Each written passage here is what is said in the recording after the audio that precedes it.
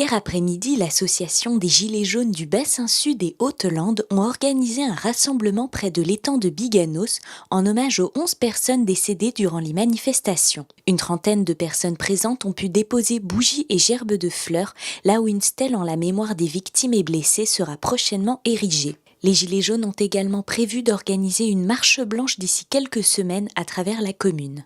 C'était très important pour nous, ça nous tenait vraiment à cœur pour la bonne et simple raison, c'est que nous on a la chance quand même de connaître et de voir l'année 2019.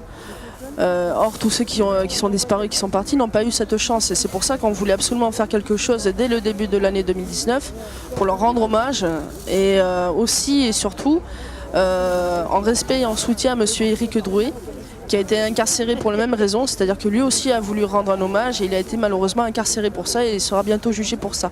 Donc voilà, on souhaitait aussi montrer notre soutien à M. Drouet. Dans les jours à venir, en fait, là actuellement on a mis donc une stèle provisoire, puisque ça a été un petit peu fait dans l'urgence.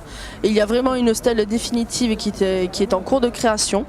Et dès qu'elle sera vraiment finie, nous déciderons d'une date pour faire une commémoration officielle avec la présence probable de Monsieur le maire Bruno Lafont. Et là par contre sera mise en place effectivement une marche blanche dans Biganos. Pour l'avenir, oui, je suis plutôt confiante. Je suis plutôt confiante parce qu'effectivement je me rends compte d'une chose, c'est qu'auprès de tous les gilets jaunes global, je parle bien, les choses ont évolué. C'est-à-dire qu'au départ, effectivement, on s'était surtout battu par rapport à la hausse du carburant.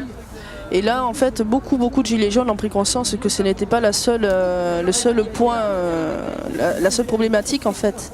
Et maintenant, les gens réfléchissent vraiment à essayer de changer les choses en profondeur et durablement.